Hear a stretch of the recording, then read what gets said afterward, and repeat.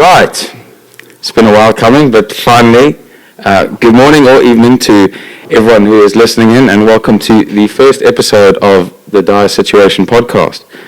It's been a long time coming. We've got some really exciting guests lined up in the coming weeks, and hopefully you all enjoy what's coming up. So I've very thankfully got three of my best mates doing with me. I've got Sam on my left, Sam Bergini. Hello, everyone. And Boom is over there on the right next to our guest for the day.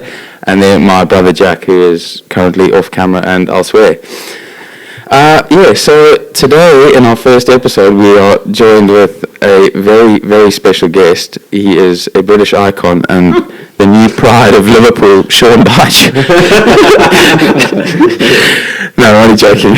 Our first guest today is the one and only David Nash, ex-professional cricketer at Middlesex, the best wicketkeeper batsman to never play for England, unfortunately. In his own opinion. Author of Bails Boardrooms, an absolute steal for 65 quid. And current, we'll call it multimillionaire businessman and co-founder of the D&G Group. Nashi, thank you for joining us. Yeah, great to be here. I wish some of that was true, but it sounded good, Colby.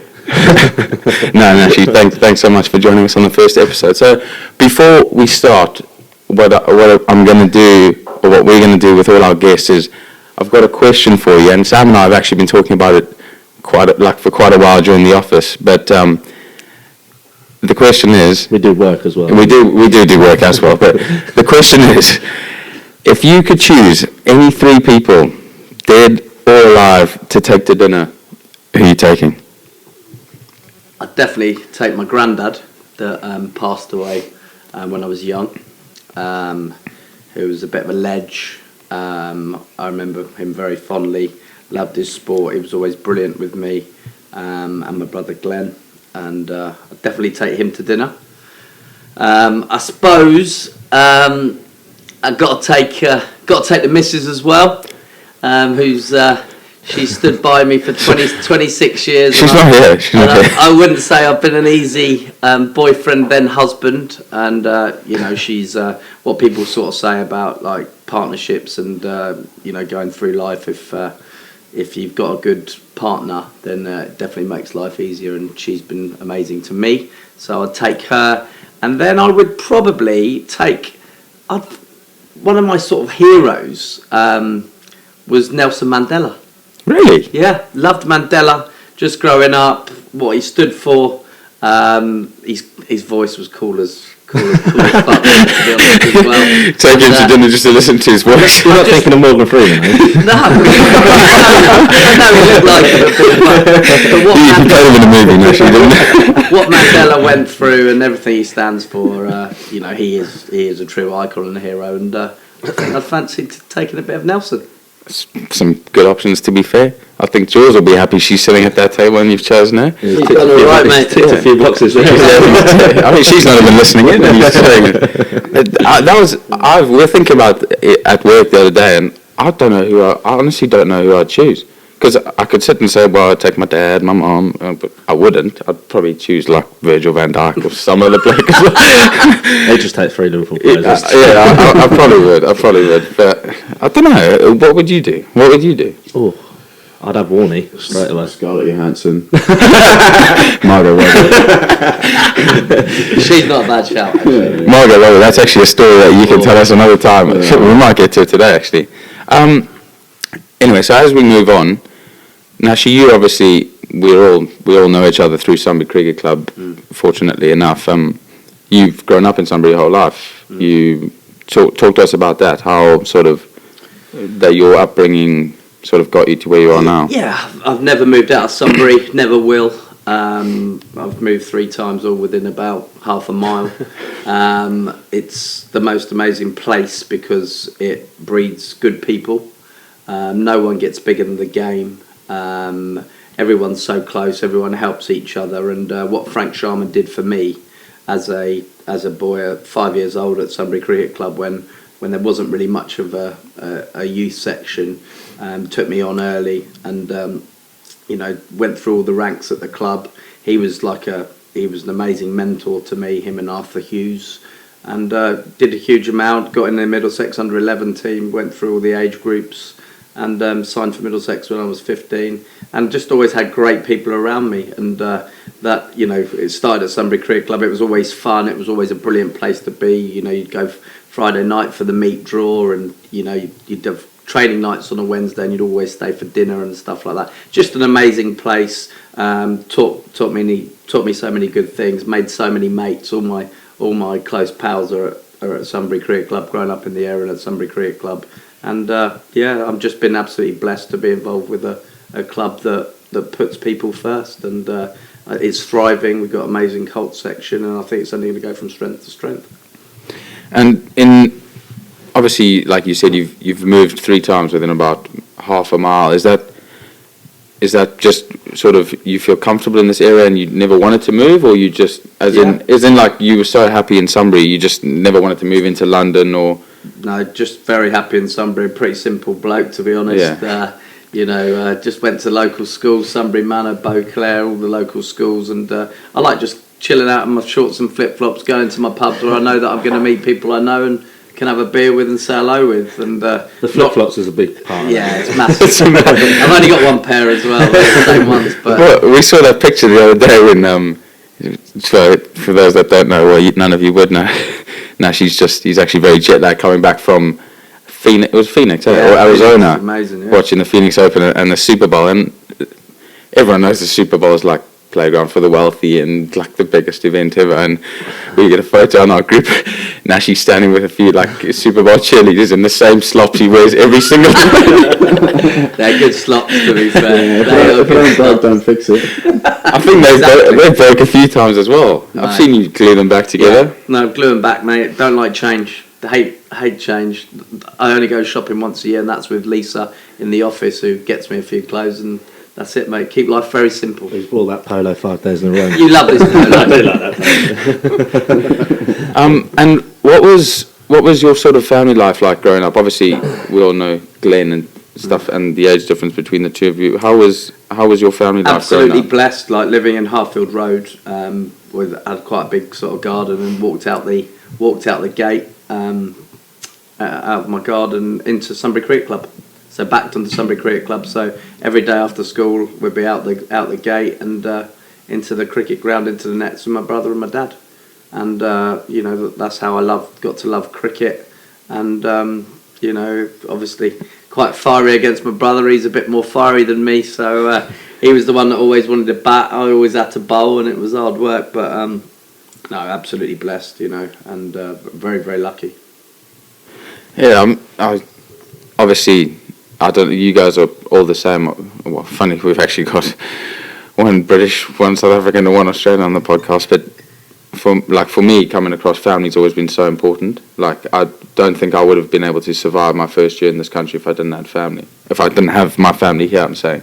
Yeah, I think for me, when I've obviously done stints here back in Oz, and I spent 6-7 months back in Oz, and I did get pretty homesick. Even though I still consider Australia to be home, I got pretty homesick and wanted to come back and spend time with family. And now, I'm now an uncle, got a little niece, and it's just the best thing that's happened. And it's made me realise just how important family is and how important those people are in your life. And I mean, my mum and dad, what they did for me, like all the giving up everything, taking me here, there, and everywhere. I still can't drive, so it's over to the missus now.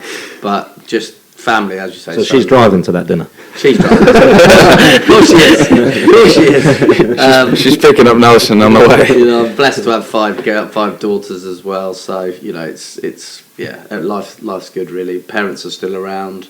Love them to pieces. They still come and watch me playing for the twos this year at Sunbury. So they'll be over there with their picnic, watching me nick a few here and there. Captain by the one and only. Yeah, Jack Reeves. Yeah. Well, biggest captain in Sunbury. Yeah. He's massive, brilliant on the field. Brilliant in the field. Motivator. I've heard his team talks are second to none. Yeah. So spine tingling. I've been blessed to have Strauss as my captain, Stephen Fleming, Mike Gatting, and great orators, and now I've got the legend that is Jack Reeves. He's actually, we put him used to this, so he's Sunbury Manor's finest. He went to Sunbury Manor as well, did he? Was he Sunbury Yeah, Manor? he did go to Sunbury Manor, yeah. Yeah, he was He's on Sunbury the Manor. balls. He's on the balls. Right. What, on all the records? He still can't spell, though, so I was in all the bottom sets at Sunbury Manor, so it was Yeah, that was never your strongest No. point, was it? not great. Not great. I was good at maths, but everything else really struggled. Science, well, it was an absolute joke. Oh, science, show. yeah. Joke show. I actually don't even think I took my science GCSEs in the end. I just think the teacher said there's no point in that. We know what that's going to be. I remember my German oral, and I was sunbathing in the garden. My mum came out and said, the school have just rung up, you're going to be in your German oral, and arrived there 20 minutes late, and obviously failed. Yeah. There I go. Well, so you had a German oral and you just got it forgot wrong. to show up. Totally got it wrong. Got the date wrong. Start speaking French. Yeah, Yeah, that was it done. shambles. We don't need it I anyways. don't think that was going to change my life. Can't see me being on RTL, to be honest. 'Cause- so, I mean, everyone, I don't think there's, well, most probably kids in the world, they grow up at school and everyone sort of idolises being a sportsman at some point or another. Or, you know, they used to ask us at school. I still do. Yeah, there you go. So do I. So does Bill Bergini here. So, Football now. oh yeah, that's true. Monday 5-side. But like, you know, they used to ask us when we were young at school, well, what do you want to be when you're older? And guys go, oh, I want to be a firefighter, or I want to be like a doctor. But everyone at some point goes, I'd love to be a sportsman because that's just what it is. And well, you like that. You just sort of, whatever school is, leave it alone, and I'm going to be a sportsman. I'm going to be a cricketer. I felt I was going to be a cricketer really from quite a young age, and I was on the sort of pathway through the Middlesex age groups. And I actually signed when I was really young, signed when I was 15 on a summer contract. So myself and a guy called O.A. Shah, and we signed on the same day. Went on the summer contract, and I basically went away for 2 years at Malvern College. So Middlesex got me a scholarship at Malvern College, so I went to play cricket there and get my education, do my A-levels there, which I didn't do too well in. A D, N and a U.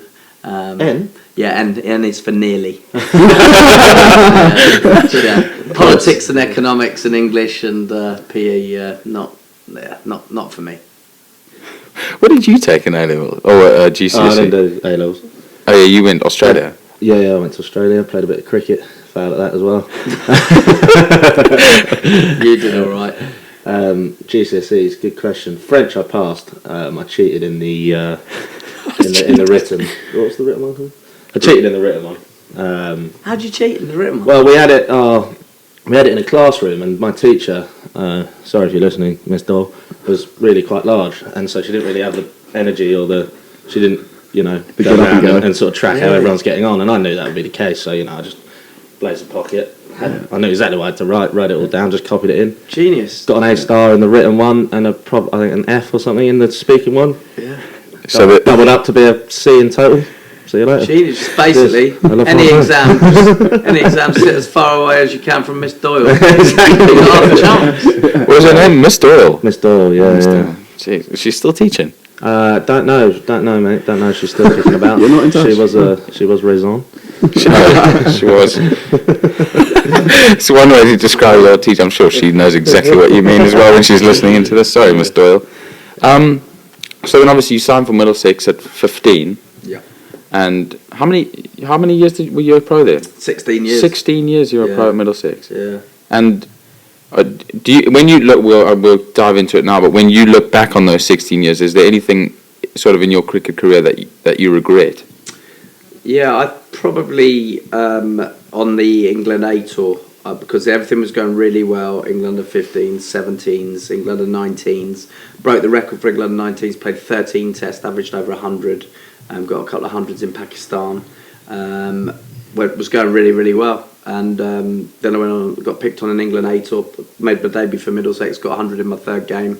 98 on debut, 100 in my third game against Essex. Went on an England A tour to Sri Lanka and didn't take it seriously enough. Was out with Freddie and Harvey and a few of the boys and Hoggy and that, having too many beers, and it just didn't take it seriously enough. But I probably didn't love cricket like a lot of the lads loved it. They absolutely loved it. They wanted to be there. Whereas I was all right at it. I was decent at it, and it was. I almost couldn't do anything else. I had nothing else, so I just did it.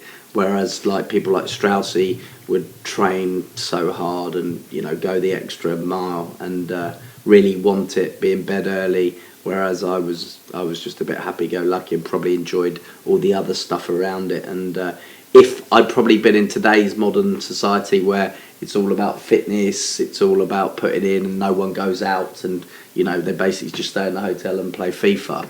I was probably lured into the wrong lifestyle on the cricketing side of the going out, and that definitely affected my progress in the game. So obviously you were enjoying yourself sort of at that time because you were doing what you wanted to do, which was be a professional cricketer. But do you look back now and think or wish that you sort of were more like Straussy in that sense? Like, well, yeah, because I didn't play for England, so I didn't fulfil the ability that I probably had. And to be totally honest with you, you said a professional cricketer. I wasn't professional, so just. I didn't leave any stone unturned, and I didn't take it seriously enough. And the truth was that looking back, maybe I was masking a lot of self-doubt as well. So I had a lot of self-doubt, particularly as I got a bit older in the game, and a bit of fear of failure. So I do think like the drinking and the going out probably was a way of almost masking that for me. That's interesting. Yeah, I think that's what I've noticed playing with a few real talented guys, Verdi, Pasty, these guys. Their processes and the way they prepare for a game and the way they go about it is so far above anything that I can comprehend, anything that I do before a game. And that's the difference between being a professional and being an amateur or whatever we call ourselves. Because the way that they prepare and their mentality going into a match or into training even, they're so far above where I ever were, and that's something I've come to terms with. Like, I'm just never going to be there. I've not got that. There are, like you said, there are other things: the drinking, the going out, the socialising, the wanting to train but not prepared to do the extras. Yeah. To be a professional, you need. I had a real eye opener, and I was playing against two keepers: Paul Nixon at Leicester and Geraint Jones at Kent. Neither, I would say, were brilliant. They're not like James Foster or Chris Reed or anyone like that, or Jack Russell.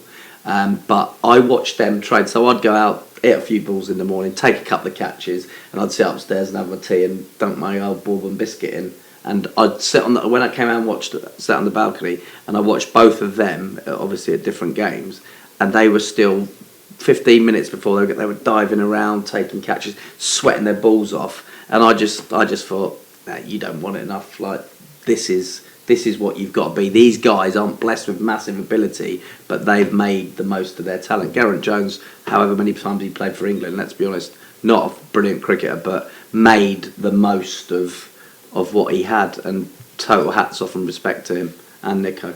I think, like, I've obviously listened to like many. You see videos come up on social media, and a large part of what a lot of these sort of athletes or any athletes, cricketers in particular, they say about like getting to that top level, like where Straussy got to or whatever, is the biggest. Like, because I was with cricket, like, I don't think that the quality gap is as big as other sports. Like, if you see a semi-pro footballer and you compare him to a Premier League footballer, like, it's massive. But like in the Surrey Prem, as an example, you could have a day when international players playing against you. Yeah. And it's that sort of, like, there's not as big a gap. I remember when Straussy was trying to get in and around the England team, and he got a few sniffs, and in the winter, we didn't do enough training in the winter, so he actually hired out of his own pocket his own personal trainers. And just so train. they just trained the hell out of him, and he got in the England team, and he went from strength to strength. Because obviously, you would say, I'm sure now, that the difference between guys that are good and those sort of elite guys is mental and sort of 100%, especially when you get into that level, you know. But you say that like I used to watch Strauss and Shah in a separate net, and if you watch Straussy and Shah, then you'd be thinking, oh, Shah was the bloke who'd played 100 tests for England, because, you know, Andrew Strauss couldn't lace his boots when you're watching them play. But the difference was Shah played 10 tests, Straussy played 100, because he had the mentality to to take it forward. And Shah had the talent and the ability, but that only gets you so far. You know, it is all about heart, hunger, drive, motivation, and Straussy had that, and backing himself. So the great thing about Straussy, you'd never know. It's so calibrated on a level. You'd never know at the end of the day whether he got 100 or he'd got 0. Whereas a lot of us, you know, at the end of the day, we're first in the bar and we're happy if we've got runs. And if we didn't, we're all a bit low and we're sitting in our room. But I think that's where the good players stay calibrated on a level and are able to deal with both failure and doing well. So it was when you say there about Straussy, was he very he was always the same? Sort of, whether he got 0, his attitude was, or his persona, everything was the same as whether he got 150. Correct, and you know, a lot of that is, you know, some of us we're reeked with. I was reeked with a lot of self-doubt, particularly in the back end of my career. So I'd be that happy-go-lucky chap that would want to be making everyone laugh and have banter, but really it was my performance and the way I was playing and wanting to impress my peers, because let's be honest, in life, a lot of us, we go through life wanting to impress our peers, our mum and dad, our friends, our colleagues. You know, that is what life's about, really. Let's be frank. You know, it's not just doing it for ourselves. It's about, you know, doing it for our daughters or whatever. You know, being the best we can be. And the truth is, I say that now to my daughters all the time when I chat to them about, you know, just be the best you can be every day. But hand on heart, that wasn't me in a cricket shirt, because I wasn't doing that. Yes, I mean, it's always easier to say in hindsight. Like, I mean, at the time, you probably think, you know, I'm giving it a good go here. Like, you obviously said you looked at those other guys and think, I'm not quite like them, but it's easy to look back in hindsight, or not easy, but you can, well, now that it's all done, you can look back and go, I really wasn't doing that, or like... Well, you learn by your mistakes in life as well, in truth, you know, and I think we can all be, you know, as we go through our lives, I think we become a bit more honest with ourselves. And at that time, I probably wasn't being honest with myself. I was just taking a living off a bit of talent, and you know, it was still going all right. You know, I'd have a good year, I'd have a bad year or whatever. But it was only when Justin Langer really came in as my captain, and that's when I realised that I was miles off, because, you know, that bloke, you know, he was the hardest bloke I've ever seen. He trained the hardest. You love him, don't you, Biff? I do love him. Yeah, he's a different breed, mate. Yeah, I remember batting with him against Harmison on a bouncy one at Lord's, and he was getting hit everywhere. And Harmy was bowling quick, and he'd be coming up to me going, I fucking love this. I fucking love it. And I was going back to the other end thinking, I fucking don't want to be here. And that was the fucking difference. I was thinking, I fucking could do a nicking off here and just getting back in one piece. And Langer was coming in, got 100, he's got like fucking 100 bruises all over him, and he's just loving it. And I'm just thinking, this game so isn't for me. You got Justin Langer on one end thinking, I'm so in this, getting hit everywhere, trying to score 100, and Nashy's on the other end going, how can I get out, Jay? How can I get out? Can I take the light? Can I take the light? But unfortunately, it's like 70 degrees when the sun's out. Can I take the light? I just want to bring back to something that you said there, and I want to see also what these guys have to say about it. You said like a lot of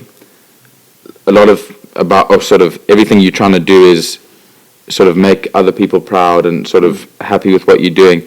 When you were playing cricket compared to sports now, or just life in general now with social media and stuff like that, do you think that nowadays, like trying to please other people and almost just caring what everyone else thinks is like almost far more important to people than sort of how they see themselves? Well, to be honest, looking back at it, and you know, when I spoke about the drinking and etc. and all the stuff with the peers, I went to get some cognitive behavioural therapy because I was struggling with anxiety, and I was struggling when I played as a cricketer. And I remember I went to the doctor at the time, and Dr. Duckworth, and said that I'm really struggling to see like simple throws coming in. I'm not able to judge the distance. And he said, "Oh, drink more water. You're dehydrated." So I was sitting there in the morning drinking loads of water, thinking I was dehydrated, and then it would just come back again. But now, looking back on it, I was having panic attacks because I get them now as well.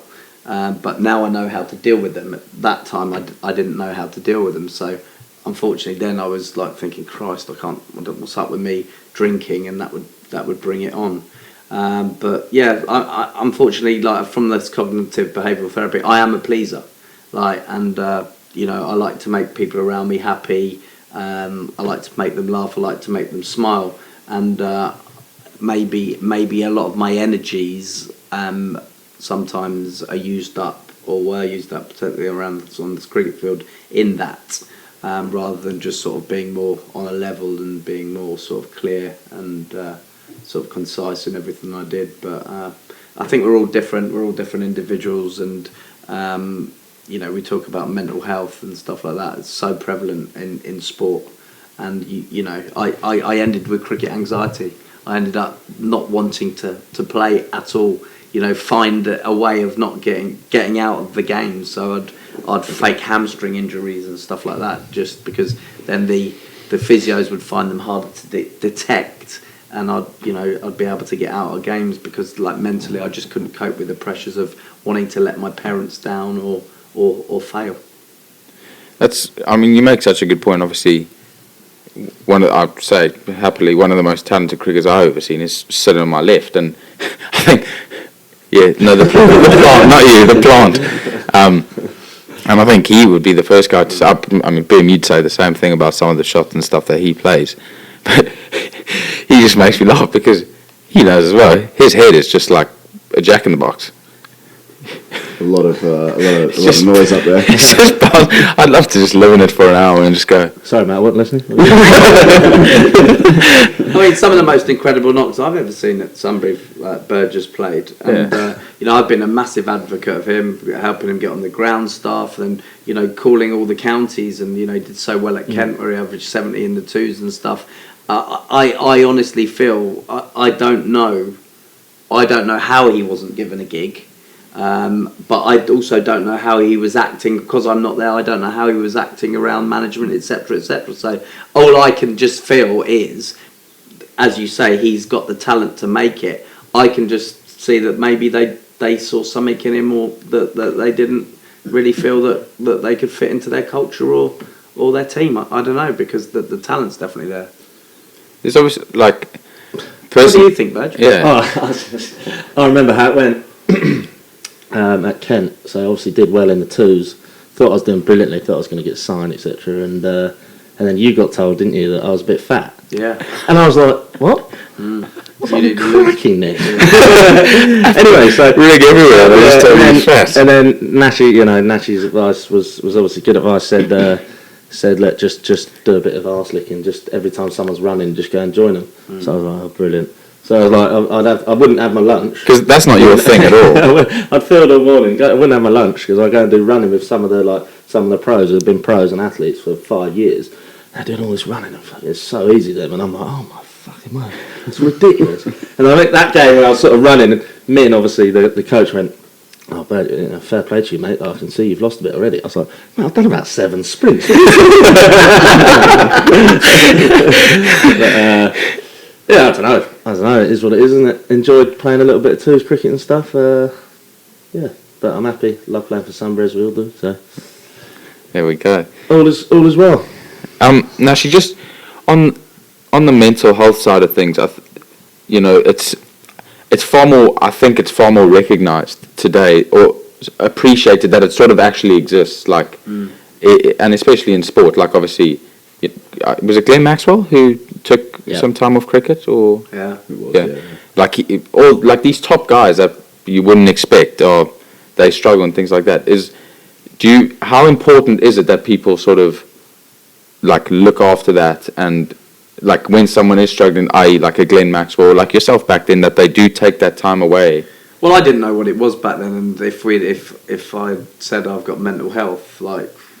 They would have just laughed at me, because no one knew anything about it back then. You know, they would have been like, Nashy's lost the plot, lock him up and put him in a straitjacket and send him down the old mental home. Still a bit of a stigma, but totally. Yeah. And now, like, you know, someone that's been through it, you know, it's prevalent in life. You know, the last thing someone would think was that I would be a type of person that has mental health, because I seem quite, you know, jovial and happy and pretty relaxed and confident and stuff. But it just it's just there. It's either in you or it's and what the game's doing for it is brilliant. The PCA have been absolutely brilliant.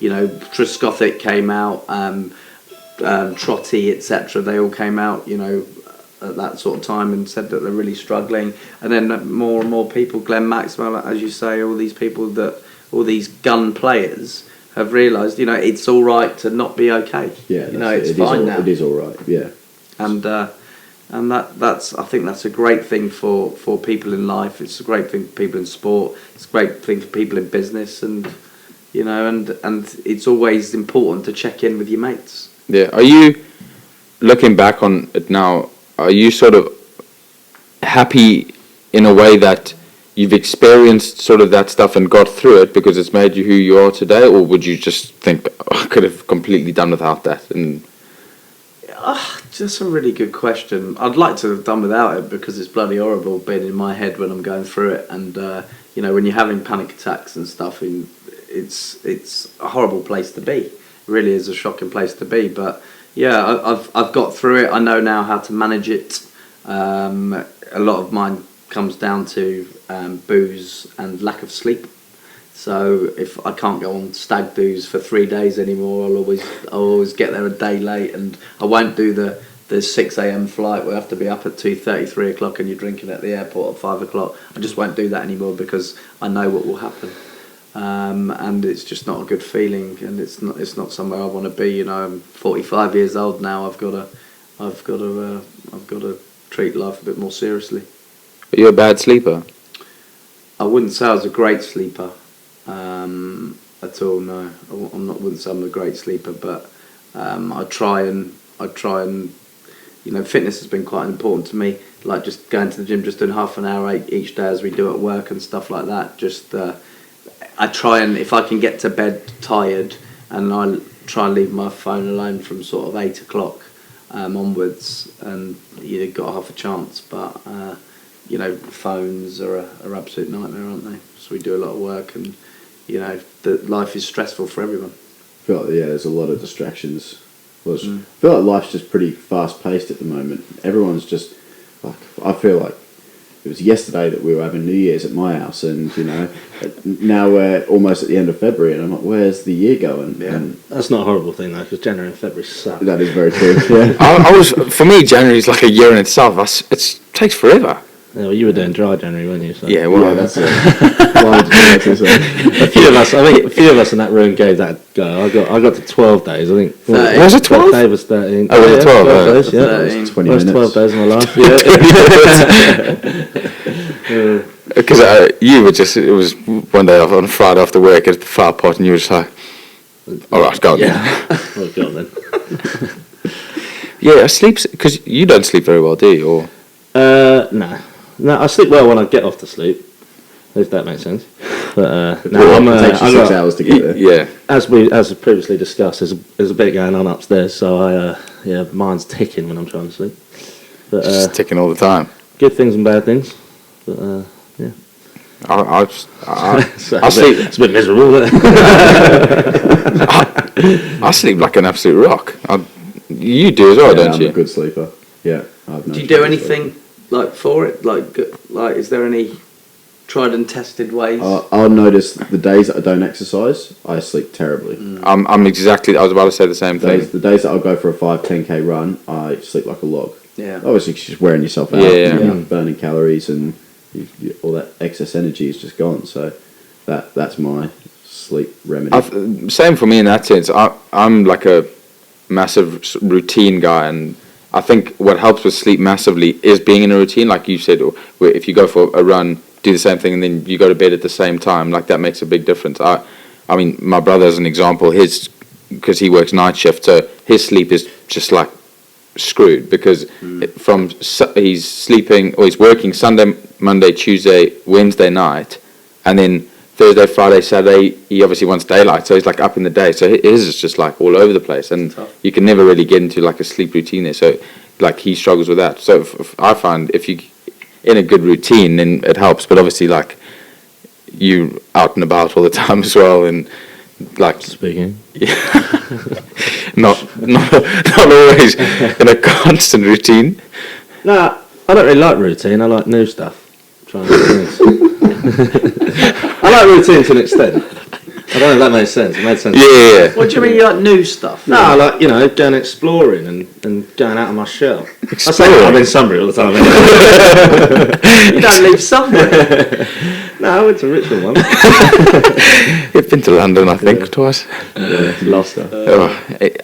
Anyway, so as we move on, obviously, how you finished cricket at Middlesex, and then you had your benefit year, which was with a testimonial, Yeah. and then how does that work? Do you apply for one, or does everyone just? You basically it's 10 years as a cap player. Is the minimum requirement, and the club basically then say that we'd like to offer you a testimonial year. And obviously, as a county player, you don't earn much money. You do it for the love, and it's almost like a little thank you to you. It was tax free in my year that I had it in 2007, and in that year.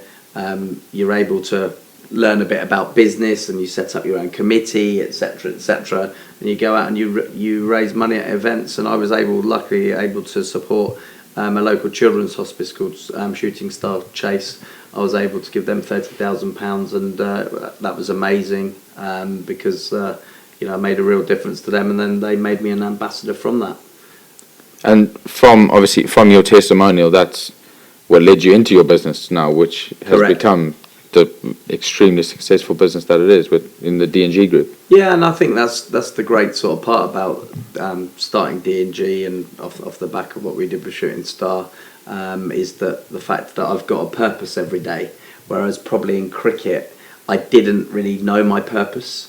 We've raised over 25 million for good causes, and I go to work. You've got 40 other members of the team that I've got to help graft so as everyone gets paid and we meet expectation, etc., every month. So I have a purpose to get out of bed that I understand, whereas I probably didn't quite understand what my purpose was in cricket. And obviously, do you love what you do now in terms of work? I absolutely love it. I'm absolutely blessed. There's not a day that I don't look forward to going in and seeing everyone and rolling my sleeves up and going forward for the cause, which I probably didn't do in the cricket environment. When I did roll my sleeves up, when we were in trouble, I'd always do well, But if we were like 230 for 4 and 300 for 4, I'd never get a run. So I quite enjoy that fight. I enjoy it when there's a bit of a fight going on, and in business at the moment it's not easy out there, so every day's a bit of a fight, and but we're a business that does good things, and we're able to support good causes. So just talk to us about sort of how the business started at the end of your sort of testimony. Obviously D&G, Dave and Glenn, started with you and your brother Glenn. What were you confident that it was? I mean, did you ever expect it to get to where it's got to now? No, not at all. So how did that all come about? Like after your benefit and starting it? It was really interesting, really, because I was actually an introducer of business to another company, and that was going great, and they had a decent model. I knew them well. I introduced some great business to them, House of Fraser, Morrison's, few great clients, Carphone Warehouse, and the guy basically didn't really want to be paying me the money he was paying me for the introductions, because he basically felt that after I'd done my bit and introduced them, he could take over the relationships. So he sort of fobbed me off and basically said that you're not going to get paid anymore. And I said, well, what do you mean? He's like, well, I'm taking over these relationships. And I was a bit sort of taken aback. And I said, can we not do anything going forward? You don't think I've closed any of these deals? And he went, no, you've closed absolutely none of them. And I was gobsmacked. And I basically said to my brother, who I'd introduced the company a year before, that was a salesman there, I just said, I cannot believe how badly these people have treated me, and I'm going to show them that I did introduce these people. And I got on the phone to the CEO of House of Fraser, John King, and just said, look, I've been turned over by this business. They're saying that I didn't introduce you, and I just want to know your thoughts. If we start up and we tweak the model, will you give us our opportunity? And John King said, Nashy, we went with you, and you were the guy that introduced, and we did it because we liked you, and we wanted to support you, and of course I will go forward with you. And it was only from them treating me really badly that I was able to have that fight in me to go, fuck you, I'm gonna start something, and I'm gonna show you. And the guy got on the phone 4 months later when he heard that we got the work with House of Fraser, and he said, you little fucker, can't believe you've taken House of Fraser. And my retort to him was, maybe you weren't as big in the clothes as you thought you were, buddy. And that, luckily, by him treating me really badly, gave me the drive and determination to start my business. Did you find that, like, that drive and determination there, that you had to start your business? Did a lot of that come from being a professional sportsman? Or is that just built in you? I think it's built in me when I have the fight, like at Middlesex. Like you said, when you were 5 if we're down. 50 for 5, I'd go in and fight. But yeah, I don't know. I've obviously got some issues because, you know, cricket, I definitely didn't achieve what I probably should have achieved in cricket. But I like what I'm doing now more, in truth. Yeah. I really do. I love seeing all you guys, like, you know, doing so well and going forward. He's got some good employees there. You know, and if I actually look back on it, I've got a lot of you know, guys that sort of, Adam Stanier, who set up the business, 10% shareholder in our business, set it up, myself and Glenn, was there from day one. He's left and he's now doing his own business, so I'm absolutely, you know, over the moon for him. Dan and Josh, you know, they were doing all the fundraising side of the business. Now they've left and set up their own business. You know, I love seeing that, and as much as it's a pain because, you know, they get to be brilliant at what they're doing, but then you know it actually means a lot for me to actually see these boys take on their own challenges and set up their own businesses, and you know I'm thrilled for them to have the balls, that they've got the balls to go and do that, because you know that's what life's about. It's about trying to be the best we can be. It's a pretty healthy attitude. It's an unbelievable attitude. I find a lot of people, everyone wants other people to do well, but a lot of the time people don't want others to do better than them, and that mentality that you've got, I find, is just incredible. It's like there's enough cake and pie for everyone to have. It's not just mine. The truth is, like, I have seen people in the change room before that I've been in change rooms with, where something in them dies when they see other people do well, and it's a bloody horrible thing to see. It really, really is. And yeah, and it's really tough sitting next to those individuals at dinner when you know that they're not happy for their teammates doing well. It's pretty toxic. Yeah, it's pretty toxic, and yeah, I'm just blessed that I'm not that person. I suppose, I mean, obviously we're all sort of in that environment together now. Obviously, Burge and I working at the company with you, but like at cricket, what's so healthy about us and our team sort of is the fact that we're obviously all such close mates, and we're so happy when everyone else does well. Like, that's what makes a good team, though, is when 100%. Everyone's pulling in the same direction. Yeah. If you get people who are splintering off and, you know, there's a fracture in the group or whatever, that's when teams don't necessarily do so well. You know, you hear all the good teams like the All Blacks, you know, they pick good blokes as well. They might be great rugby players, but they make sure that they don't want any bad eggs. And I think, you know, one bad egg in the team can be a massive distraction for everyone. And having good blokes is really, really, really, really important to having a good team. And that's what we try and do at D&G. You know, we don't really look at CVs that much, in truth. You know, we look at the individual and the families that they come from, and that's sort of good enough for me. And I mean, obviously, since I've started saying, Burge would say the same. It's like we started like almost just knowing nothing, but it's like us being given an opportunity, come here, learn, and in however long I've been there now, how long have you been there? A year and a half, or almost, yeah. I mean, you probably feel like you've learned more in a year and a half than you probably ever could have at university in terms of business and stuff. Absolutely. Yeah, without doubt. You boys have done really, really well, and look, it is about opportunity. I remember one of our first employees, a guy called Jason Studd, hadn't had a job for 5 years, and he came in. We needed a recruit a salesman, and he came in and he said, "Look, I haven't had a job for 5 years. I've had cancer," and it was a bit like an X Factor interview. In truth, I was welling up myself, and I just said, like, literally 5 minutes in, I said, "Look, let's just cut this. You start Monday." And my sort of brother looked at me and was like, "Well, you know, what, like, he hasn't really got any experience." I was like, "We're giving him an opportunity. He starts Monday." And he was with us for 6 years. He was absolutely great. Because it's all about opportunity, and anyone can learn the job. If you're willing to work hard, give it your best shot, then you've got half a chance. But I do like the underdog.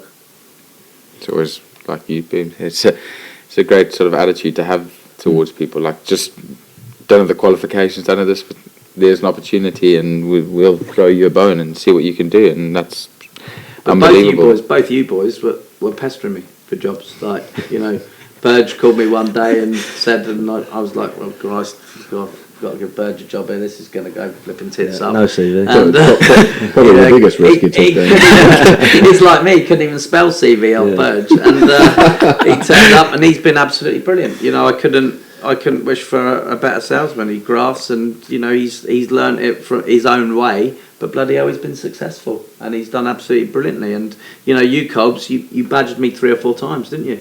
Didn't really have an opening for you, didn't really have one, and the last time you badgered me, I was like, you know, times weren't easy. I was like, "I've got to give this bloke a go." You were in the US when I called you. Yeah, and I was like, "I've got to give this bloke a go." And, you know, absolutely brilliant. You know, we've gone from strength to strength. Yeah, thanks. And you know, I even tried to get Boomers, but he pied me off. I remember that. You had like a conversation for an hour the one night at the cricket club, and I looked at him and he's like, "Yeah, mate, I'll be so upset with myself if I don't give this a go."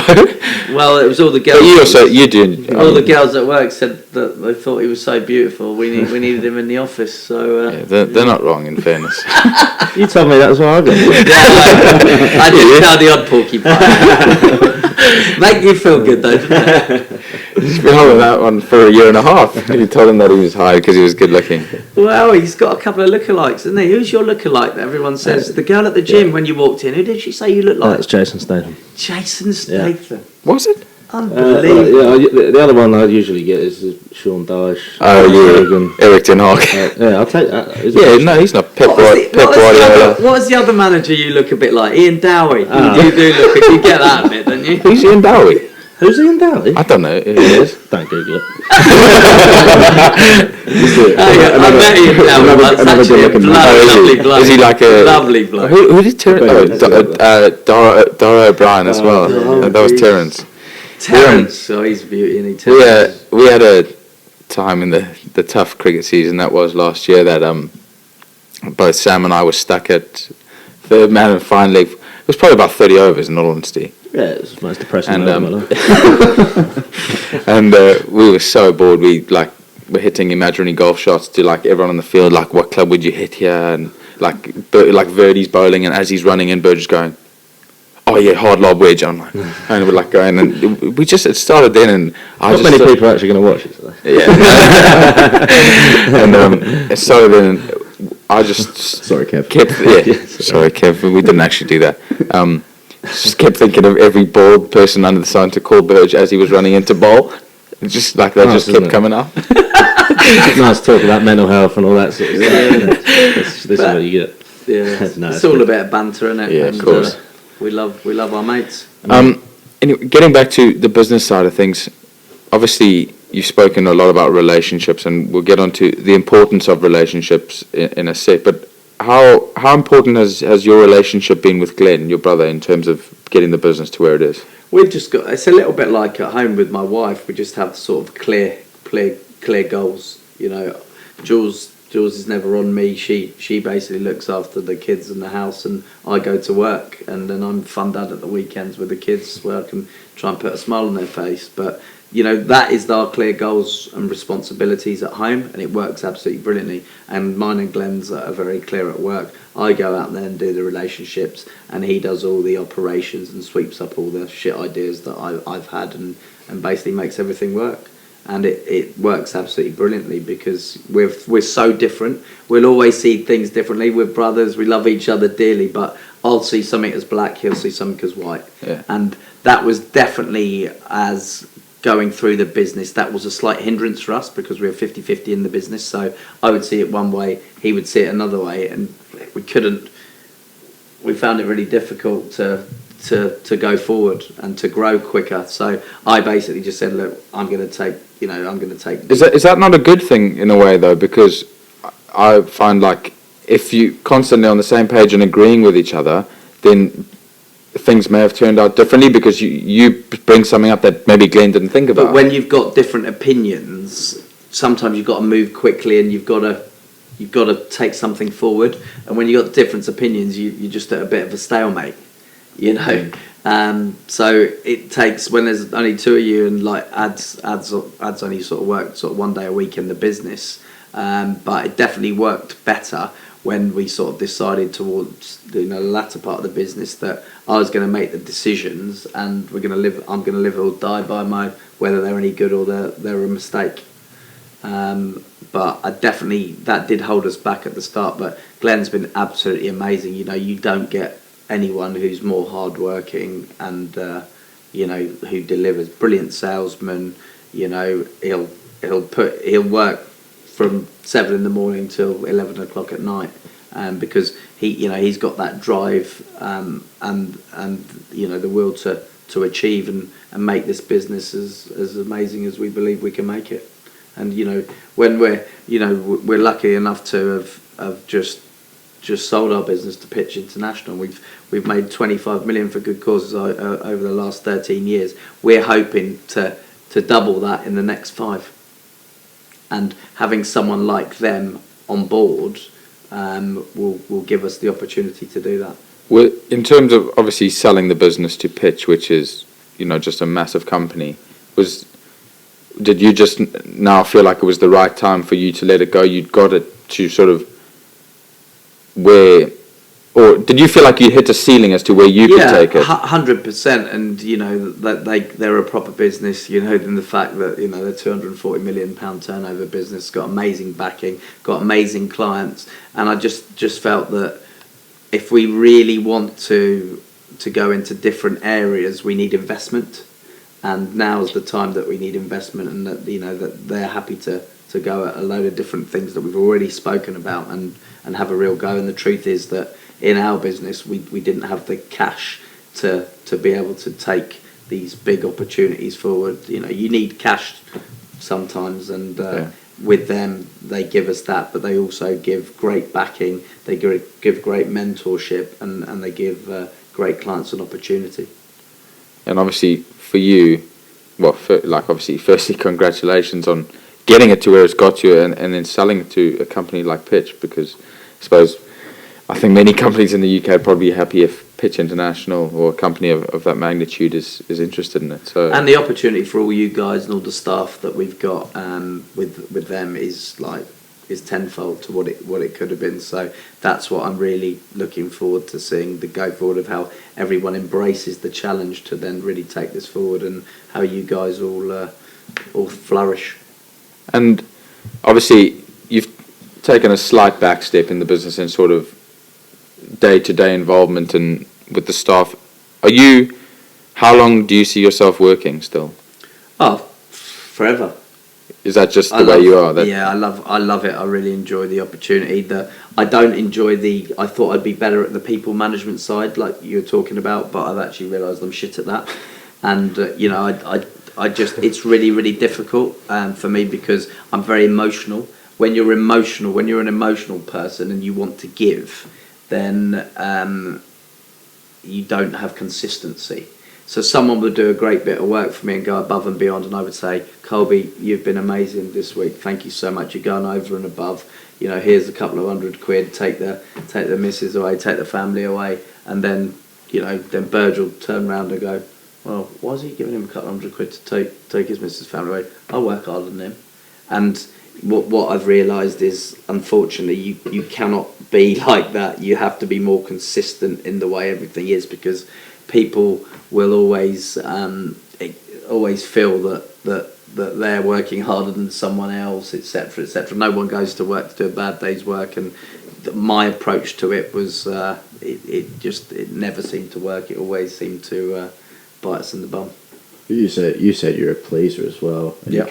you can never please everyone. You can't. You're always going to step on someone's toes or annoy someone, and It's so difficult, and the fact now that I see other people do the management side, it's so much better, and it's so much more refreshing. And actually, they were a lot of my stresses in the business, people, because like it's hard. You think you're giving everything to them, and sometimes they don't think you are.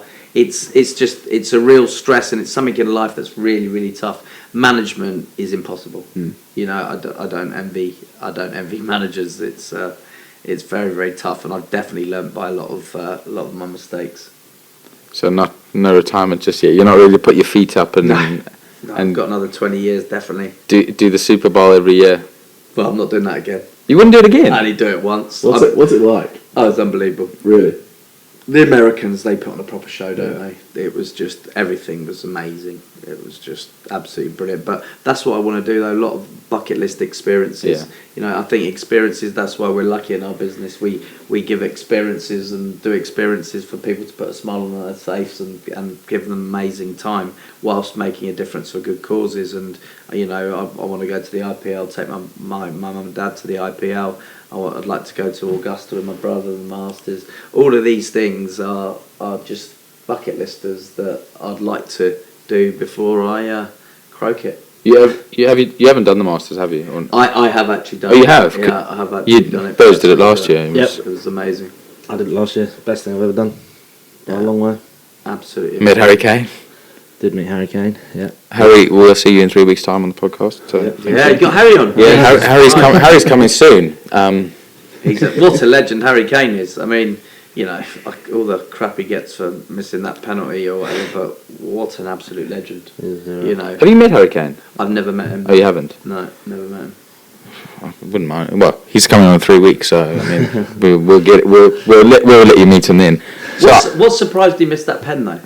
Yeah, I didn't think he could miss it. I've never been so confident on something. I'm with you on that. I thought the man was ice in the veins. I thought he was going to. Well, he did the first one, didn't he? Yeah, exactly. Yeah. You just think, you just repeat that. He's not quite Ivan Toney, though, is he? He's not Ivan. no one's Ivan Toney with a penalty. But It's not Darwin Nunez either. When people come out afterwards and they then talk about and say, "Oh yeah, always happens. They always miss the second penalty when they're taking 2 penalties in a game. Should change the penalty taker." As if you're going to do that. But then look at Mbappe in the final. And he was just swatting penalties for fun. Yeah. Well, he scored 3. One of the penalties shootout and 2. So it's just like, and then after the fact, people are just like, "Oh well, Harry Kane can't do it on the big stage. You can't do that." It's like, really? That's just sports fans, isn't it? Well, that's exactly the thing. I mean, that's Harry hindsight. That's what we spoke about earlier. Is nowadays, like for sports, and how tough it is, because everywhere you look, as soon as you blaze a penalty over the bar, everywhere you look, people are telling you how crap you are, and you can't handle this, you can't handle that. Meanwhile, he's well on his way to breaking the all-time Premier League goal-scoring record. But people are so fickle, though. Yeah, one of course. minute, Harry Kane's the best person in the world, and then he misses a penalty. He's the worst bloke. Yeah, exactly. And it's like, come on, guys. Like you said, be consistent. Have a bit of consistency. Yeah, but that would hurt. Like if I was Harry Kane, and people just turn on you like that. Like for me, I'd be like, it'd drive you nuts. yeah. But it's so hard to just cancel out all that noise. It'd be well tough for you. Yeah. Nice oat latte in your Lamborghini. Another tweet. I suppose that's I right. know he orders an oat latte, by the way, because I went and got him one at Starbucks. So I wonder where you got oat latte from. So you know Harry quite well, then, don't you? Yeah, very well, yeah. Anyway, talking about sort of relationships, and you said that was sort of your role in the business in terms of that, and Glenn was more the other side. How? Well, because you don't even have a laptop. No. You don't have. He doesn't have a laptop, does he? Don't have a laptop, just have a phone. There you go. I can email and WhatsApp. I'm a man of not many skills. I would find that inspiring, to be honest. it shows that anyone, you don't have to be the smartest kid in class at school or like be the best at writing essays. You can wear your slops that you've had for 6 years and you can be perfectly successful. 100%. And you know what? A lot of the most successful entrepreneurs aren't the cleverest people. They're just people that have got a good gut feel and they take risks. And I always remember Don McCarthy, who was absolutely huge for me, the chairman at House of Fraser.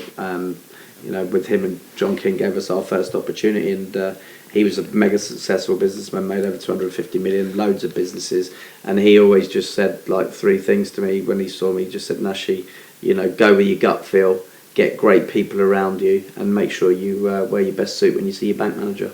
And that's what I try and do, try and get great people around me like you guys, people that care, people that want to be driven and be part of a team that want to be the best that they can be every day. And round pegs in round holes. I don't want to understand about spreadsheets.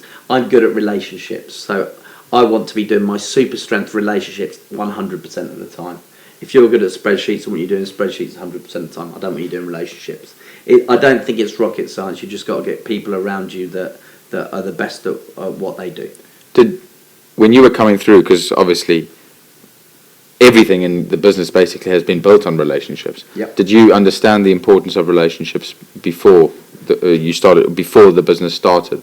Yeah, because like in my testimonial year, I broke the record at Middlesex because I was that pleaser that when someone asked me to, can you coach my kids, I'd go and coach their kids.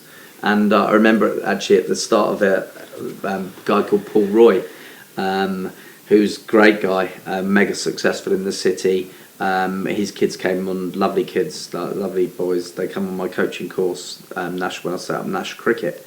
And when I played, and I used to get Straussy and Tuffers and Ramp Prakash and Shoal, used to coach on my course, which was my first foray into business.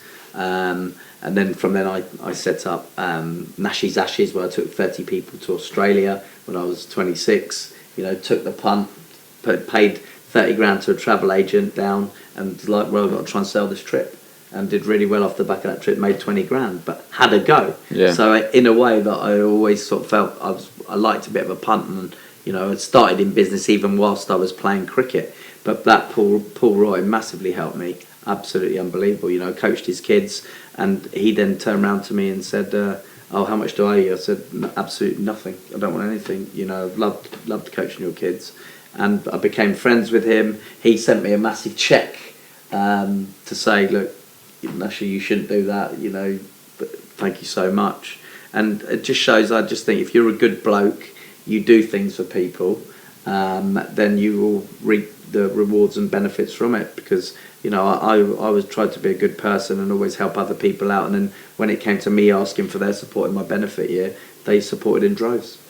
I had 650 people at my launch dinner, which for your benefit, at the brewery in Chiswell Street, and I cried my eyes out. So I've never been so proud because 650 people there turned up at my first dinner, which was absolutely amazing.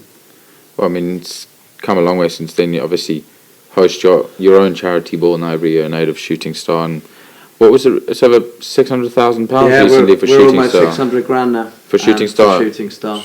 And the thing that I was most proud about this year in the business, a friend of ours, Kevin Fisher's got a brain tumour, and he needed 50 grand to go to Germany for this amazing treatment. And in 6 weeks, we put together a little cycle ride and a lunch just locally at London Irish. We raised him 52 grand on the day, and he went to Germany and got the treatment. That was pretty amazing. This year just shows with a bit of heart, a bit of guts, and get everyone around to sort of chip in and put it together. It shows what you can do. I mean, that's an incredible story. Is everyone, I suppose, when they start or they go into business, everyone thinks about making money and stuff like that. How important has the charity aspect been for you in terms of giving back? It's the purpose side of it. Like, that's what gets me out of bed, really. I mean, as you can see, I've not really got any clothes. I don't drive. I'm not really into anything materialistic. It just doesn't really, I'm not really bothered by it. And some people are, you see these businessmen that have these posh cars and stuff. I'm not really interested in that sort of side of it. I love the giving side of it. we were able to. This guy lost his leg, and a friend told me about him, and I went to see him, and we were able. The business was able to give him 10 grand to get back on, get back on his feet again, and that was amazing. And he cried his eyes out, gave me a massive cuddle, and just those little moments where you actually go, "Geez, I've made a bit of a difference there," is for me what it's all about. Yeah, it's an incredible. I mean, imagine being that guy who's in desperate need of that money, and someone just goes, "There you go." Like, I don't know what I would say to that. To be honest, I'd be lost for words if someone out of their kindness of their heart just gave me 10 grand and said, "Away you go." Yeah, that's. He's trying to drop a hint to Nashy there. I think I've got 2 sore big toes, Nashy. Yeah. Sorry, Griever. I've got 2 sore big toes as well. Well, that's sorted now. His ingrown Yeah, toenails sorted now, which is great news. Griever. Yeah. Griever's back in town. Sorry, Griever. Yeah, big shout out to the old Grieve as well. Actually, he's preparing himself for the mighty Reds today. GTT, Griever the toenail.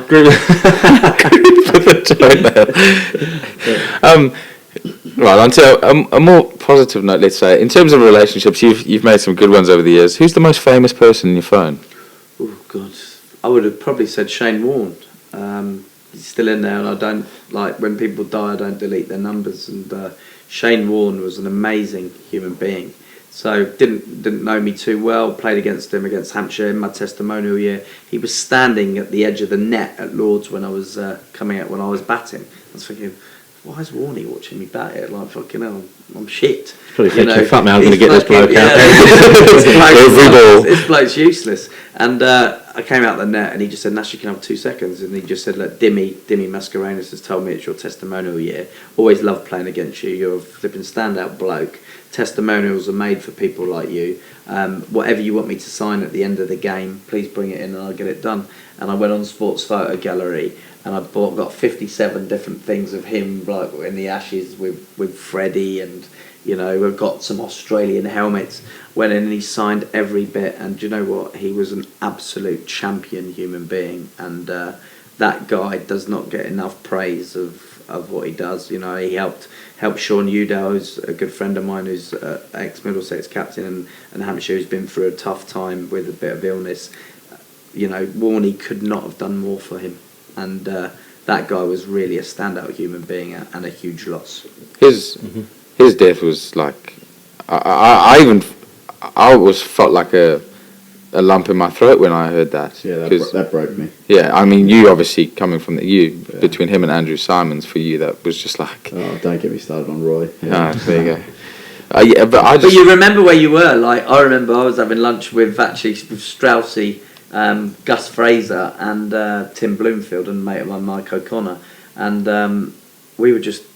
I just got it for a text, Warney's dead. Yeah. And I just said, lads, Warney's dead.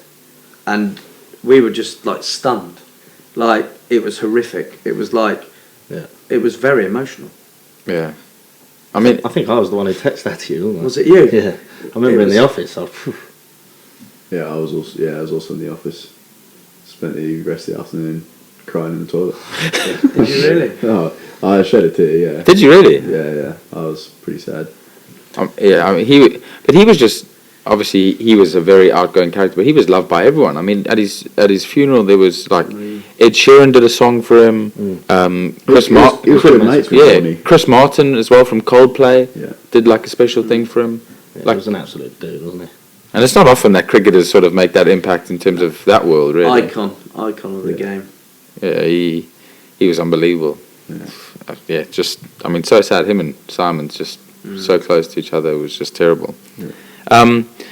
As we move on, Nashy, talk to us about this daylight robbery over here. Yeah, Bails Boardrooms. So what led you to write that book? Well, it was my good mate Simon Pavitt. So during COVID, our business was pretty much done. Obviously, there was no events and there was nothing coming in.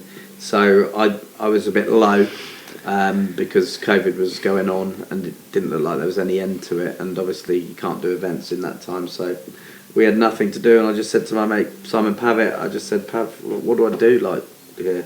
he was like, well, why don't you write a book? And he challenged me to write a book and get it published. He said, you've got 18 months to do this. And I was like, oh my God. And I sat down with him and I just thought, do you know what I'll do then? If I'm going to do this, I'll do it for Strauss's charity, who did the foreword, the Ruth Strauss Foundation. So all proceeds went to that. And Ruth was absolutely amazing, and what Strauss's done with the charity has been awe-inspiring. But yeah, I just sat down and I just wanted to make a difference for cricketers or people that suffer a bit with mental health, and I just basically took them through my learnings from sport that I then applied to business, and good leadership, bad leadership, etc., etc. But I just wanted to, try and help a few people, and I got a few phone calls. I got one actually from you all saw it, from Shawnee Bentham at Sunbury. You all saw it on the group and stuff as he came on the group, and he said to me, Nashy, I suffer from imposter syndrome. I love these guys. I love playing at Sunbury, but my Saturdays at Sunbury, I'm so low because I just don't feel part of it because of this imposter syndrome. So I basically just went and met him and just said, look, Shawnee, you need to tell the lads. And he just said, reading my book really resonated with him and really, really helped him. And then, as you all guys saw, that he put a text together and basically came out and told everyone that how he felt and why he is how he is, and the backing he got from all you guys and all the members at Sunbury, made his life a lot better, and he's back enjoying things, and and he's a different person for it. So just that, along with a couple of others that I can't really go into, I was really proud of that. It did make a little bit of a difference to some people. Someone else. I mean, yeah, and for yourself as well. Did you ever see yourself as a young kid at Sunbury Manor eventually writing a book that would help people? It's unbelievable, and look, I got a lot of help from it with my mate Gary Lace, who was absolutely brilliant, who helped me write it, to structure it and put it together, because I don't think my D in English A level was really going to cut it, in truth. So he helped me put it together and structure it. But just going through all the great times, like looking at all the great leaders and that I've had as captains, and the poor leadership I've seen as well. Just to put it all down on paper, and the people I've been lucky enough to play with, to play against, all the great friendships, and then the knobs that you play against, like KP, who's one of your South African guys, sending those texts about Straussy and not being a great bloke. Not everyone can be a good person, but it was good to put it down on paper. Yeah, and for anyone that is listening, it's honestly, we take the piss about daylight robbery and whatever, but it's a great read for someone who plays sport or even in business, and you struggle with things that sort of, you can get to where you've got to, and I think it'll be a great read for anyone. It's obviously for children of all ages, as we can see Burge looking at all the photos here. I'm just going to photos, yeah, that's all I can do. There is, if you go to page 174, there's a little colouring I thought there might be a colouring section. He's going straight to the photos. He's having a look. Do you want to read the foreword for us, Burge? Who came up with the title? Do you know what? That was actually Gary. Gary came up with it, and I thought it was steady. We were actually struggling a little bit with the title. It was tough to do, yeah. Really, it was a real struggle. It was tough. It was going to be from changing rooms to boardrooms, and then last minute we changed it to Bails and Boardrooms. I think it's a good title. It's a great title. It was okay, and it was really interesting. Like, you getting help from your mates to read it, like Straussy, Angus Fraser, quite a few CEOs. Nigel Oddie, CEO at the Range and now at Matalan, and people like Penny Hughes, who's been massive for me, Robbie and Alex, mums at the club, who's been a real mentor to me, sending it out to them to read it and then getting their views back on it, and it was really, really interesting, and definitely had to change a few things around. Luckily I left a few things out, which I'm glad I didn't put in the end, which may have caused a bit too much of a stir, but I was really, really proud of it, in truth. Who did your fake tanning on the front? It's not bad, is it? Man, it was like one of Birdie's airbrushes. I actually look alright. I mean, I'm not Boomgartner, but not too bad, to be fair. Very happy with it. Great headshot. Very happy with it. Did they do a bit of makeup for that shot? No makeup for that shot. Not? I'd been on holiday and I just did it the day after I got back. That's so I was very happy, mate. Very nice. Very happy with the old tan. Who was that? Jules with her iPhone taking the photo? No, it was actually a proper photo at Lord's. Oh, it was? Yeah, at Lord's. Yeah. How long did that whole process take? Like writing the book? Well, writing it took about 9 months, and then getting it published and everything. So my mate gave me 18 months, and we did it in 14. So over the moon.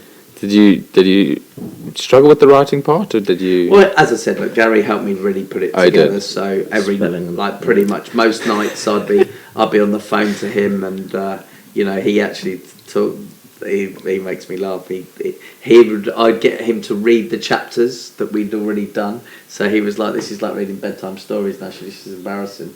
And but it really helped me go, "Oh, I don't like that," or "Can we change that? What do you think?" It was a really fun process, and looking back on all the different things that we did. Like I remember, like one of the things that it brought me back to in my testimonial year, a guy called Adam Applegarth at Northern Rock. Remember the bank that went bust? I wrote to Adam and said, "Look, Adam, could you support in my benefit year?" And he said to me, "Oh no, Nash, we're supporting Collie's year," and I was like, "Oh well," reading down thinking, "Oh, that's a bit harsh." But then he said, "Look, you're such a top bloke with all the clients because Northern Rock were one of our sponsors. We'd like to send you a cheque down for 10 grand." And he sent me a cheque down for 10 grand at the start of the year, cashed the cheque, and 3 months later, Northern Rock were no more. Could not believe it. But like thinking back to all the stories like that, it was like, oh my god, it was a really fun process, and it's something I urge anyone to do. Like everyone's got a book in them. Everyone has got a book in them. Yeah, but I mean, everyone does have a book in them, but you obviously want to read a book with a story that you want to listen to, I suppose. And obviously, no one's reading my book. Mate, I don't think anyone's reading mine. I've seen that book under many a chair leg, and what they did say is that on the book, pages now. If you are struggling to sleep, read that thing and it'll do the trick. It's diazepam. Apparently, when it went out, the stock of diazepam came down. Just about to say, I've read a couple of pages there. I'm fucking knackered. Do not read it before you drive. It's not drink and diary. It's don't read Bails Boardrooms. No, but look, Nashy, it's obviously a great read, and it's inspiring for anyone who has struggled with mental health and who's playing sport today. And I've got no doubt that you certainly weren't the only one back then doing it. So thank you very much for that. And I've not quite finished it yet, but we're getting through it slowly. My dad's got further than I have, but but we're getting there slowly. Before we end, I want to ask that: how do you see the Ashes going this year? That is going to be amazing. It's going to be a great series. You support Australia, hey? Yeah. This, what do you think? I mean, this Harry Brook. There's not going to be a single drawn Test match. Do you not think so? No. Unless England, unless there's rain. Yeah, unless But it probably won't even go 5 days. England 4-1. Right? Is that what you? Do you really believe that? Yeah. I don't believe that. Look what they've just come to New Zealand. Look what they're doing to them at the moment in New Zealand. Yeah, I think England are slight favourites. Do you think so? Yeah. I'm going to go England 3-2. That with Cummins, Stark, Hazelwood, Lyon. That is a serious bowling attack. Scotty Boland. That to me, they've definitely got the edge. They've got the edge with the ball. I mean, Labuschagne and Smith. It's all about them, those two, with Khawaja for me, because I do think their batting is a little bit weaker than ours. Warner's under the microscope a bit. I think Carey's a bit average as well. Travis Head's absolutely flying. Travis Head, he's scoring runs for fun at the moment. He also scores at like baseball rate. He does, yeah. He absolutely whacks it. He could probably audition for the bomb squad. Yeah. Rajan, auditions are now open, by the way. I'm only joking. What do we think this year? Sunbury, like what? How are we looking to go about it? Probably get relegate, don't you? No more bomb squad for the listeners. We proud ourselves last year on hitting sixes, which probably was a cause of our downfall. So why was it called the bomb squad? Talk me through it. So that's a good question. it started at It started at Weybridge after Reigate, where I had a decent knock, and Kev said, Did you want to just tell everyone? Yeah, No. short there, decent knock, 110 balls. Yeah. 110 balls. Shot boy. Yeah, it was a decent knock when I sort of just started hitting sixes out of nowhere, which is not really my sort of game, but it is now. No, and anyway, we're at Weybridge, and Burge was batting. We all 100 or was it 50 something balls that day in a red ball game, or so, just ridiculous. So it was just a long time coming. We were sitting on the side, and a guy was bowling, and Kev said, "Boom, I think I'm going to send you in next to sort of take this guy down." And I looked at Kev. I was like, Show him some respect. "I was like, mate, are you joking? I hit 7 sixes and 10 balls last week. Are you having me on?" He's like, "No." And then I think it was Terence. Terence said, "Yeah, we should send him in. He's now joined the bomb squad with me and Boom." And then it just went from there, and then it's picked up and gone on. So Tez was self-nominated in the bomb squad. He was self-nominated actually. But Tez only scored about 80 runs all season, so by my maths, that could have only been 13 sixes and a 2. yes, I think it was. yeah. I mean, to be fair, but that was Tezza, bless him, love Tezza. And then so after Burge hit one of the bigger bombs we've seen that season that day, then I also went and hit one of the bigger ones, and I sort of gave the old Darwin Núñez salute to Kev Smith. Because everyone knows that salute, Darwin Núñez. It is Darwin Núñez. So who hit the biggest though? Where was the biggest? We were discussing this the other Probably day. would have been some Boomers. Yeah. I mean, it's got to be Boomers. I've seen Boomers. Which was your biggest one? Do you reckon? I don't know, which of the 25 do you want to go through? Oh, Did he win Boomers? I don't think I won. you were 25, Something I was- like that. I think- 24 I was 24, and I think Boomers was on 18. until the last. He had until the last 7. game, so I thought I had it wrapped up. God. And then Boomers went and hit 7 big things. How did you get that game? Yeah, I got 87. Jesus, Yeah. not boy. Threw it away. Seven, didn't he? seven, I seven actually saw that sixes. game. I actually saw that game. Yeah. Yeah. Threw it away part-time, I came up, hit it straight in the end. Shot boy. So you got 25, you got 24. I finished on 21, and then because it was actually the three of us That's good effort. and Scotty, and Yeah. Scotty. I think Harps hit 1. Yeah, Harps hit one. He Yeah. did. Yeah. It was a Sunday game. I agree was none, but I'm not sure he actually got 6 runs in the season. No, he ran 6 singles. Was Griever in it, was he? No, No, he ran. I think he ran 5 singles, so he may have been one short. But yeah, it was between the three of us and Scotty, and I think Scotty was actually leading before he went back. He was, yeah. Scotty, hello dog, with your lid, Scotty Dog, what a legend he was. Top boy. an absolute top boy. One of the better guys. Yeah, but no, I'm Oh, excited. he's a twat. I'm excited for the season. We do have good boys at Sunbury, Yeah, we good do. people. Yeah, I'm excited for the Blessed. season. I think it will be significantly better than last year. Is my opinion. I'll be upset if we don't win the league. That's just me. But you know, you got to work towards something. So Set the goal high. 100%. Yeah. Who's your competition? Who are the big 2 you reckon this year? The other probably 9 teams. They're just so positive. Well, we'll beat East Molesey. We always beat we'll East beat Molesey. East Molesey. But that's 2. That's home and Yeah. away done. So Yeah, we've got yeah. 2 for there. Yeah, they're going to be listening to this as they're well. gonna be We've loving got it. them at home in this pocket and away in this pocket. I'm Yeah. going to make sure I'll be at the East Molesey game. Sammy Burge, get me a seat ready Um, at East that's Molesey. for- yeah. And I want a load of Nando's. I want you looking after me with a load of Nando's around it as well, please. Been Kev. brought over. And Andy Westphal, clear the fishies in the river. I think Oh, just he's a good lad. to let Kev's actually bought some shoulder pads this year, I believe, Oh, for the clever. fixture. Yeah. Shoulder pads and It's like NFL, wasn't it? what else did he It's buy? like NFL yeah, player. yeah. God. He's what else did he buy? He's bought a few things for that day. I A mean, few knuckle dusters. yeah. Mate, Yeah, he so- might have to have security there. We Yeah. might have to have his own security guard with him at East Yeah, Molesey. so God. going to be a good fixture, but an How exciting many season. likes did that get? How many views did his... Well, Harbour John Singh Millions, isn't reposted and got like millions. Really? Millions. When I went back. Oh no, when I was talking to one of my mates in South Africa, and they sent it on this group. They're like, "Oh, do you see this?" I was like, Yeah, I was standing at deep cover. And when you actually listen to the original thing happen, all you can hear is you just hear Bird start absolutely pissing himself right under the camera and the microphone. Brilliant. Anyway, that wasn't one of the finest moments at Sunbury Cricket Club, but yeah. But I think we'll have a good season, and I see Australia winning the Ashes. Do you? Yeah, I don't see England winning it. I think those seam bowlers are too good to play the way that England play. I think you might be right. That's tough.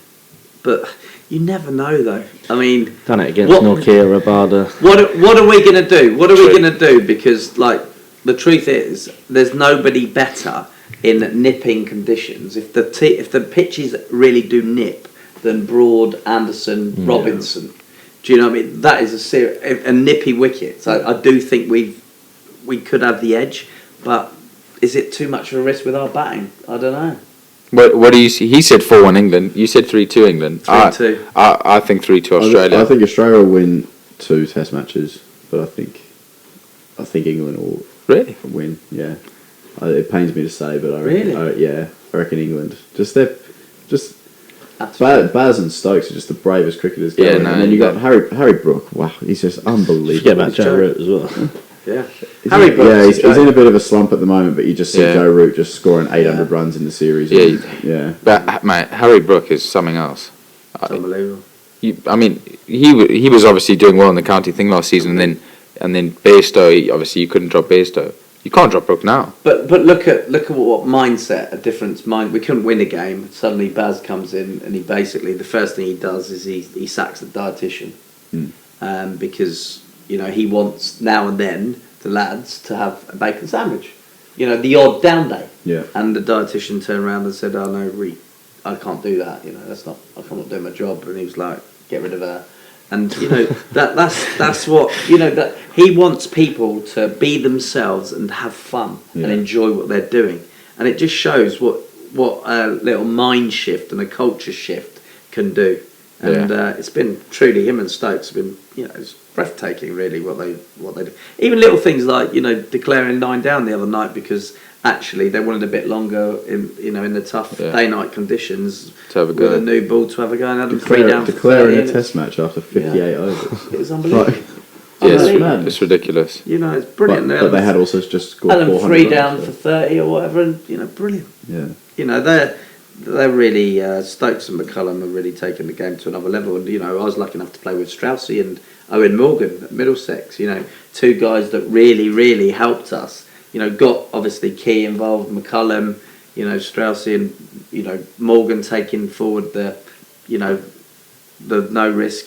Just go out and if you get out, you get out. Trying to hit over the fence, take 1 day cricket forward, and unbelievable how English cricket in the last sort of 2 or 3 years has gone. It's great. It's great for Test match cricket because Test match cricket for a while was starting to look like when everyone was Test matches finishing in 3 days, 4 days. Like this is the death of Test match cricket. England now the way they're playing, I don't see anything wrong with Test matches finishing in 4 days. You'd rather it starting 3 days on a 5-day drill, wouldn't you? Well, exactly. Yeah. Unless you pay for Nash.We Superbox on the 5th day, then you've probably got a problem. But that's a bit of a gutter. But so a Test match goes 3 days, but you have say sellouts for the 3 days because people are worried. It's not going to go to 4 or 5. Then you've got full crowds for 3 days of a Test match. You're not losing out on anything, really, are you? Rather than having 5 days of 60-70% capacity, you've got.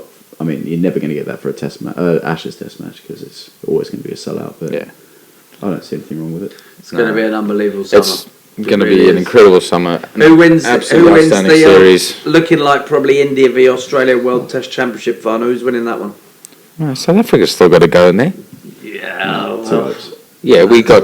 Yeah, Temba's just been announced captain. He's leading us all the way. Temba, unbelievable, isn't he? Yeah, he's leading us all the way.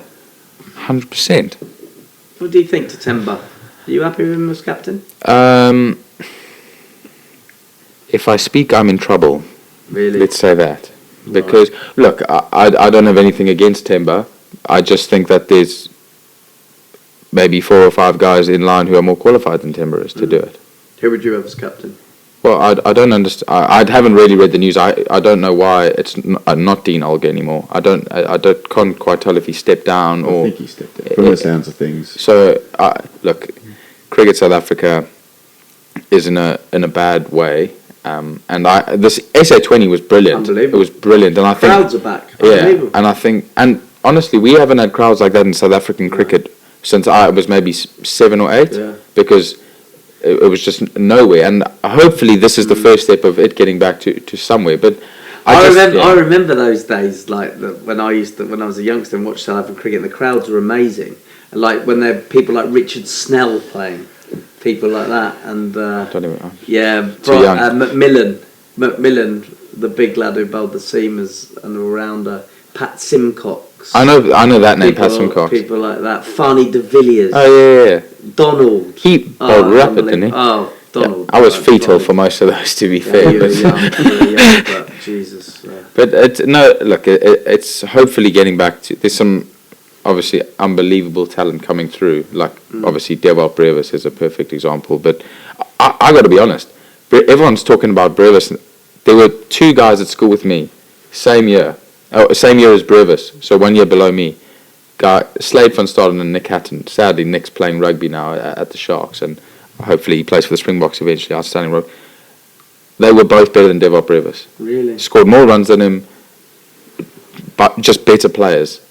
And it just shows he's the perfect example in that sense.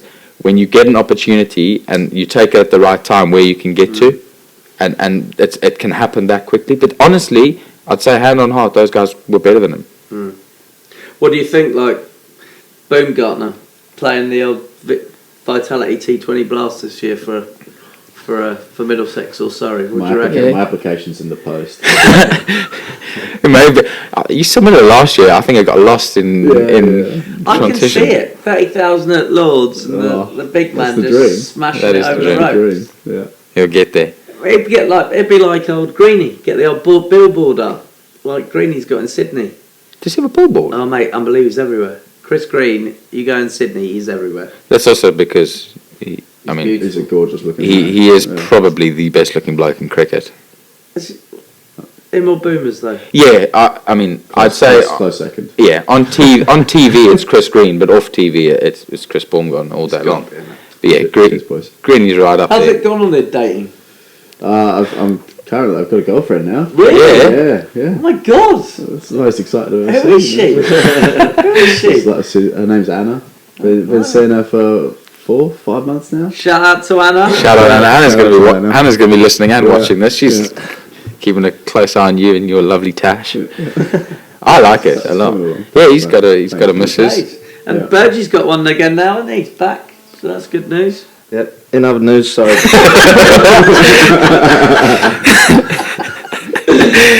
doesn't want to speak about that.